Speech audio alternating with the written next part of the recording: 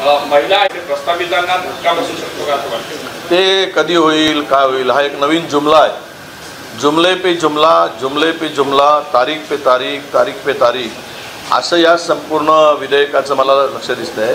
अजून एकीकडे विधेयक आणलं, देशभरातील महिलांनी, देशभरातील पक्षांनी स्वागत केलं, चला, कारण काँग्रेसच्या विधेयकाला आता कोणीतरी पाठिंबा देऊन ते पुढे आणून मंजूर करून घेत आहे, हे याचा आनंद होता।